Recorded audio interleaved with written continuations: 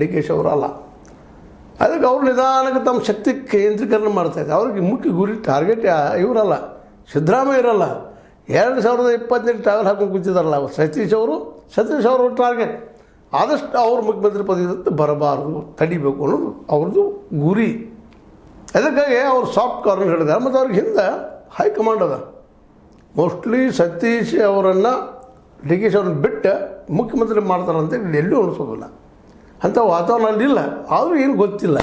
But fact ಇದು ನಮ್ಮ ಕೈಲಿ ಕಾಣೋದು ಸರ್ವೇ ಸಾಮಾನ್ಯವಾಗಿ ಜನಸಾಮಾನ್ಯ ಕಾಣುವಂಥ ವಿಷಯ. ಇಂಥ ಪ್ರಸಂಗದಲ್ಲ ಇವತ್ತು ಡಿ ಕೆ ಶಿ ಅವರು ಭಾಳ ಸಂಯಮ ತೊಗೊಂಡು ಎಚ್ಚರಿಕೆ ಇಡ್ತಾ ಇದ್ದಾರೆ. ತಮ್ಮ ಬಲವನ್ನು ಹೆಚ್ಚು ಮಾಡ್ಕೊಳ್ತಾ ಇದ್ದಾರೆ. ಅವ್ರಿಗೆ ಇವತ್ತಿಗೂ ಗೊತ್ತದ ನನ್ನ ಮೆಜಾರಿಟಿ ಆಗೋದಿಲ್ಲಪ್ಪ, 113 ಮಂದಿ ಆಗುವಂಥ ಮೆಜಾರಿಟಿ ನಮ್ಮಲ್ಲಿ ಇಲ್ಲ ಅನ್ನುವಂಥದ್ದು. ಮ್ಯಾಕ್ಸಿಮಮ್ ಒಂದು 20-30 ಜನ ಬರಬಹುದು, ಅವ್ರಿಗೆ ಗೊತ್ತದ.